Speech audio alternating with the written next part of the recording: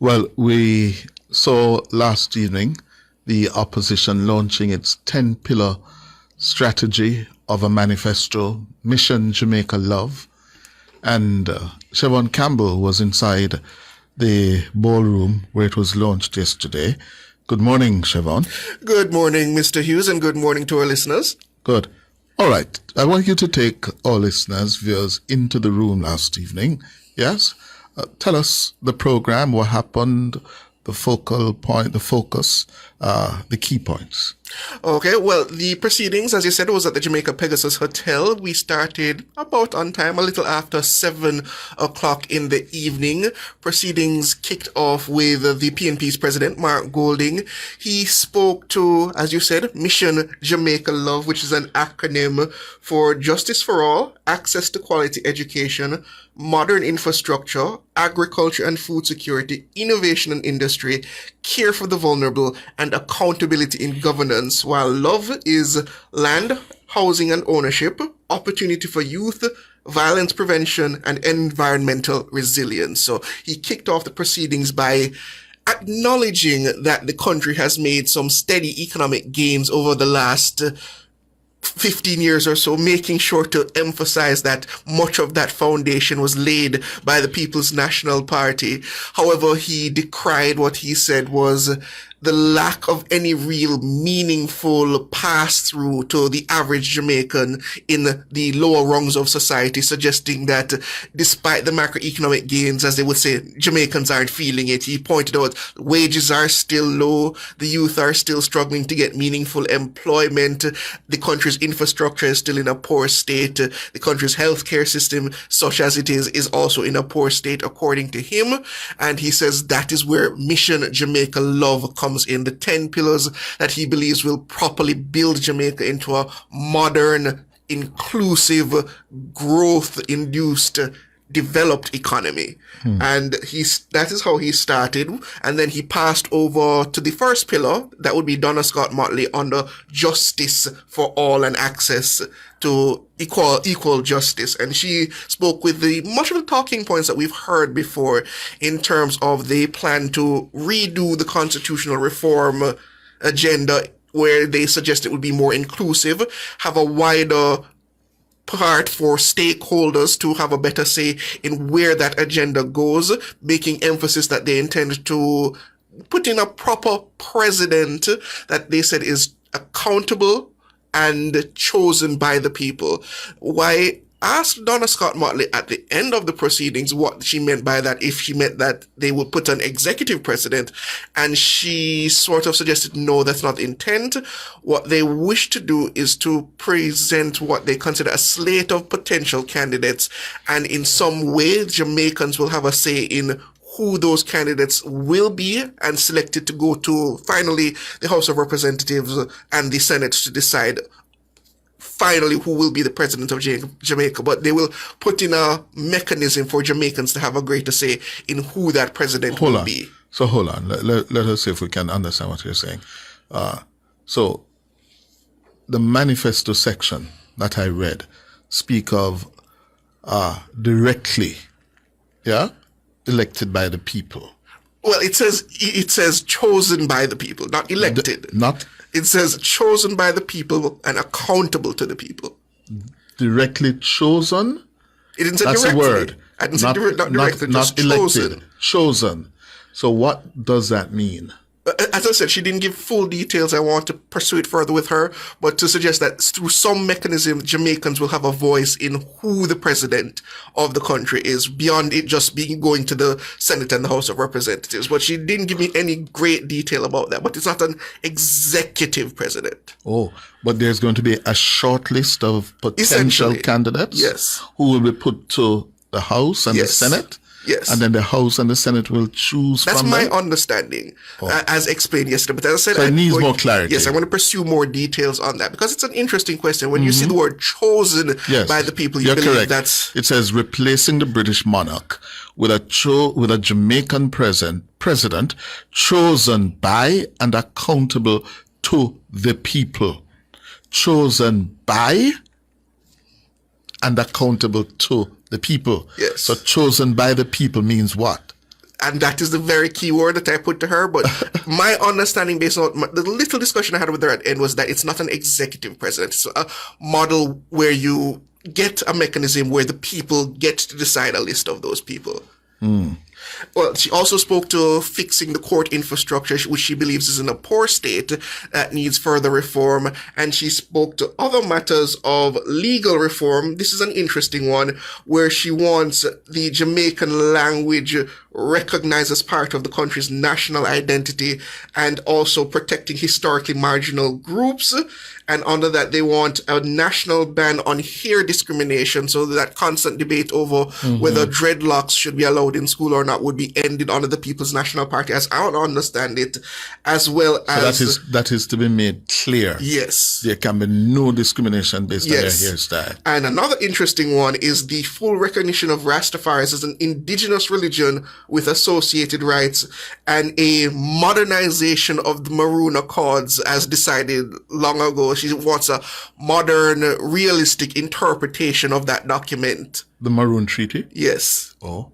So what does that mean? I don't know if that means they want to give them some kind of full recognition of indigenous status, but I think something along that line where they have a better understanding of where they fall in terms of their relation to the Jamaican state. But more details on that will be needed. That's under expanding the Senate to broaden representation to include the diaspora, persons with disabilities, and the Rastafari and Maroon communities.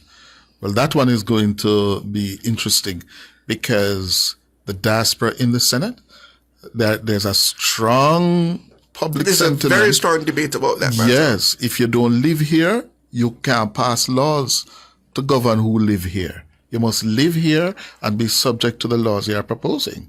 So I'm sure a lot of these matters will be put to the members of the People's National Party, and they'll have to flesh out the details in terms of what they proposed. Well, after Donna Scott Matley, we had Damian Crawford on education. And if you followed the debates in the House of Representatives, both in the budget debates and the sectorals, you have more or less an understanding of what Damian Crawford discussed in terms of education. For example, they spoke about the RIDE initiative, which would subsidize student travel at $10,000 a month for 20,000 primary and secondary students based on assessed need, with intention of increasing this as fiscal resources expand. They also talk about setting up a proper school bus system. I'm not sure what that means in terms of how it would differentiate from the system that we have now, and as well as the EASE program, which I believe it was Julian Robinson who announced that initiative, which would guarantee one nutritious meal to every child in school, and to be expanded to, I believe, breakfast at a later date. And after Damian Crawford, we then... No, before you leave Crawford. Yes. Because education has a number of proposals here. Speaking to reducing absenteeism, implementing the RIDE program. Yes, the RIDE and EASE program. To subsidize student travel at $10,000 per month for 20,000 primary and secondary students, based on assessed need, with the intent of increasing this as fiscal resources expand. How much is this going to cost? Well, if you at beginning. Well, it was not outlined in the budget. It was not outlined in the manifesto. But if you recall back during the budget debates, they had outlined that their package of initiatives would come up to about $20-something billion. Although including all of the billion-dollar funds that are going to be created? That is based on what they said during the budget and sectoral debates. But if you recall, I believe the finance minister countered suggesting it would cost nearly $50 billion in reality, but the PNP contests that to say it's about $23 billion, if I recall, was the figure they put forward. Okay. Well, they had a panel discussion with Philip Paul and Mikhail Phillips on the matter of infrastructure development.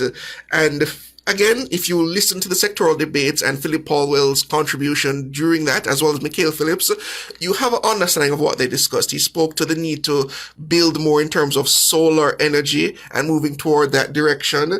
Mikhail Phillips spoke to the need of a road maintenance fund, as well as a 10-year maintenance plan for the country's roads.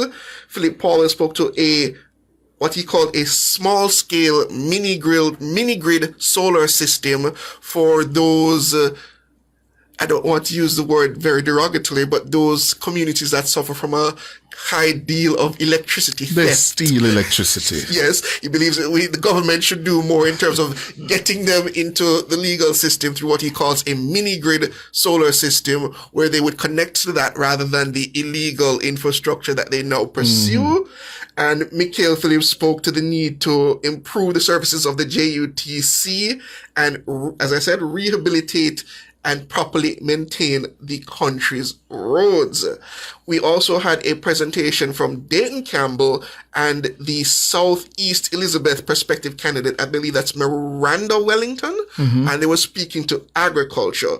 And they again spoke to the creation of an agricultural development fund to provide timely and transparent support for land preparation, farming inputs, etc.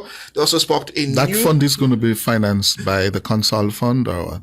Again, details such as the funding mechanisms to be used for these various plans was not in the manifesto. So if you're looking And the for... spokesman didn't speak to them? No. So, well, other than to just say clearly that they don't intend to put any taxes on any food imports to do it. I guess there's that little, when he caught in that situation where he had to clarify how he was planning to fund this. He made it quite clear during the manifesto launch, no, we're not going to put any taxes on any food in order to fund that document. I apologize about that.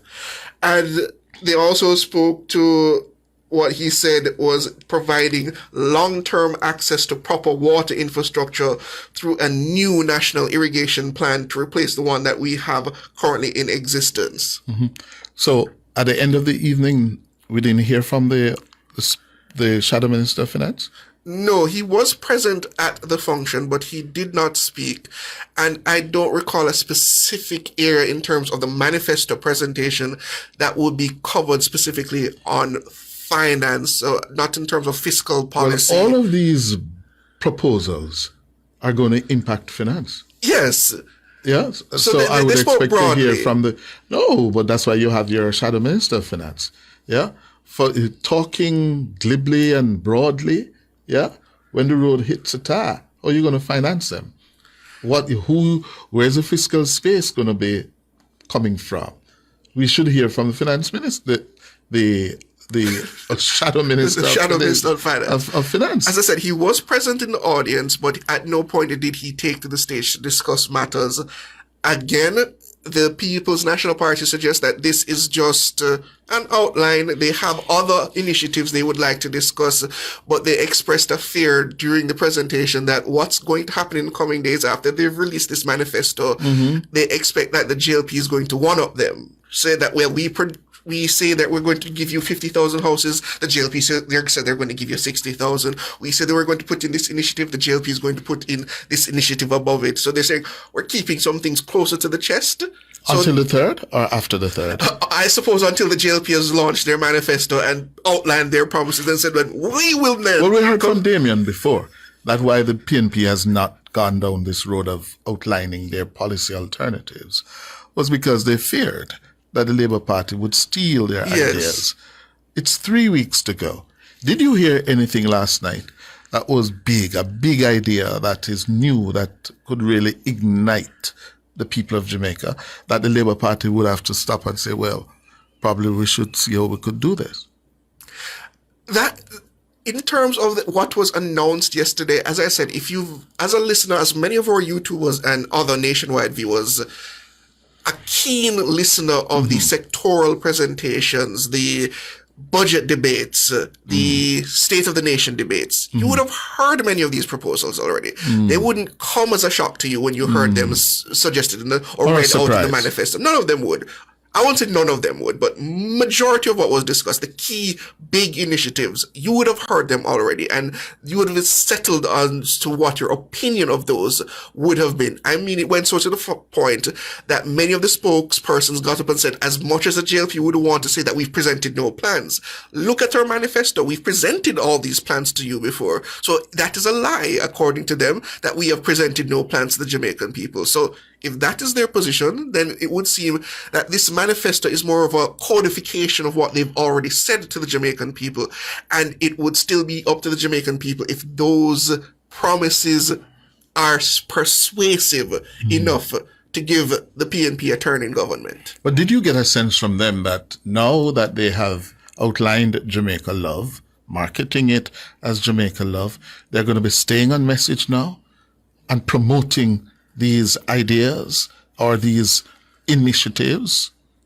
Yes, they spoke to a few, what they call the Manifesto Light. It's another document to be released later. They spoke to going out to Manifesto the people. Light? What is that? Essentially a more digestible form of the, I believe it's 60 pages 60-page document. 60 pages. Yes, a more digestible, easily understanding, light version of the manifesto, as well as what they suggested, other initiatives that aren't outlined here that they intend to bring at a later date.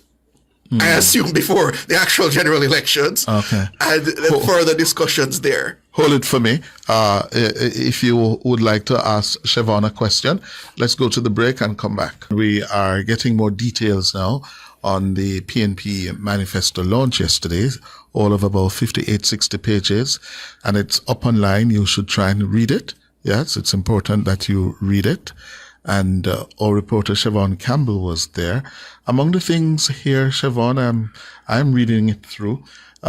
Establish a farm worker to farmer transition program to support returning workers with land, training, and startup grants. Yes, that one is interesting. From a farm worker to a farmer transition program to support returning workers. Those are the men and women who go on the farm work program with land, training, and startup grants. Yeah? Yes. That's under agriculture. Okay. Kenisha, do you have a question for Chevon? I'm just asking, I'm just saying to you that I was working downtown and I was here. This year make 9 years. This month make 9 months. And my co-worker showed me, I'm a sugar boss, but I went to ministry and then said I'm not supposed to get anything. Kenisha, that is for another occasion. We're talking about the manifesto. One questions about the manifesto. Take her number, Nora, and we can deal with that another time. Ratri, good morning. Good morning, how are you doing? I'm fine. It's a long time we don't talk, yeah? Yes, sir. Anyway, my question to that person, the question I have to ask. Now remember now, Chevon is the reporter who covered it. He didn't write the manifesto. Okay, what I'm saying, right? Okay. The question I have to ask. Where does Mr. Mark Bolin, right, going to get the funding from to build the house for SMO below to the swampy here? I had all the plan, but where the money going to come from? Yes. I want to know where those money going to come from. Everything he lined out, you can finally see what both him and his opposition, them, are data and the whole of them, right? All they're talking is nonsense and garbage. We hear everything, but where the money going to come from? That's what I want to know. Because, listen, until 9.5 years, Mr. Wellness, 9.5 years, which bank ever come out and say they hold Mr. Wellness borrow money from? Psychologists to Jamaican and Jamaican not have sense, especially me. You don't really follow it up in there, but I like so to you're see saying, some and Chevon, I suppose the question is, during the presentations yesterday, was there any mention as to how much the PNP manifesto plans over 5 years? How much are they looking at in terms of expenses, costing, and whatever? Was that mentioned? No, there was no mention of costing. Absolutely no mention. No mention of costing. Beyond saying that this program will cost $1 billion or we're putting together this $1 billion fund, there was no mention of this is where we intend to cost it from. Or to service finance it? No. Oh, no mention. So you heard, sir. But is it unusual for a manifesto to lack costing? I don't believe so. I don't think costing is usually part It's of a not manifesto. a matter of usual anymore. Yeah, Jamaica has come a long way. We have grown as a country. Fair. Yeah, and manifestos and business now. We're running an economy where quietly, and the opposition leader conceded, the macroeconomic figures are steadily improving. Yeah, we have come a long way from politicians coming and telling us goodies, without telling us how much it's going to cost and where the cost is going to come from. Yeah, that is where we are now. Fair. Yes, sir. Yes, sir. As I said, Mr. Holness is doing a very good job. Me personally, say me ain't go vote again, but now he deserves it. Yeah, me hear my relatives them in the Bahamas, they're coming down to Jamaica to vote. You must know they have their constitution right as us as well. Mm-hmm. My mother, my auntie, all of them coming down to come vote. And let me tell you something. That man, he doing a very good job. Let me tell you something. We as security never have certain rights. And that man comes in, he make us have right now as a security officer. Okay, sir. And I hear you. We're getting more on our pay right now. All right, sir. Let me give somebody else a chance now, sir. Please. Yes. So there was no mention. It was all about what we're going to do. Yes, the programs. Not anything not about what it's going to cost us and where we're going to look to. Yes. Errol, morning. Good morning, Cliff. Morning, Chevon. Morning, you sir. know, Cliff, you take it out of a mouth, you know, man. How are they going to finance it? Is there anything in that thing that they put out last night, or they're going to finance all of these plans that they have for us? No. Again, as I said, there was no mention to the costing. As I said, it was just the outline of the programs themselves. I think some of them, you see, are pipe dreams in the pipeline. Same thing, same old, same dreaming and hoping. The economy have to be producing for you to implement all of those plans. And if you don't have the economy in a stable and looking upward, you cannot implement those plans. So first, it's the economy. And I can remember, was it Bill Clinton say, it's the economy, stupid? Yes, remember he ran on that mantra. Yes. Yeah. So it's all about the economy. Everything is based on you the can't economy. distribute resources, sir, or benefits without having the wherewithal to produce them, to generate them. Exactly. Yeah, that's an iron law of economics. You can't distribute what you have not produced. Yes. You can do it for a while, but it's going to catch up with you. Exactly. You know, and these are not back in the 90s when they come with them pipe dreams and talk about the plans are in the pipeline. Mm-hmm. If it shows how you're going to finance it, Yeah. you have great plans, or you're just dreaming. Mm-hmm. Are they just dreaming? All right, sir. Thank you. Chevon? All right. Well, as I said, I agree with you that these things should be costed, and I actually expected at the end of the manifesto to see a line, this is the total as we expect it, and this is how we essentially expect to aggregate it over, say, 4 or 5 years and to spread it out. So I was a bit disappointed that was not there, but and that would have been Julian's job. yes, it would be. But as I said, I again wanted to be reasonable and tempered my expectation that has never usually been part of a manifesto. So I gave them that much, suggesting that, well, it was never in a manifesto before this.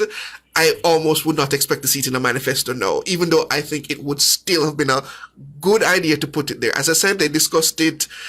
I'm sure they're expanding some things here, but they discussed that it would cost about $23 billion as part of their budget presentations. So why not stick to that number? Precisely. Why not put a number to this document? All right. It's 29 minutes after 11. Anything else of note, Chevon, that we ought to know? Well, for a light-hearted thing, but first, Peter Bunting discussed violence prevention. That's not lighthearted. The lighthearted comes after. Okay. Peter Bunting discussed violence prevention and this matter of moving away from what he calls warrior policing to guardian policing, suggesting the need for, I won't say a softer touch, but a more trust-based citizen building initiative where we try to move people away from gangs and violence production towards more meaningful work and development for the country. But what I found interesting about his presentation, that he went into this matter, well, crime, national security is his portfolio.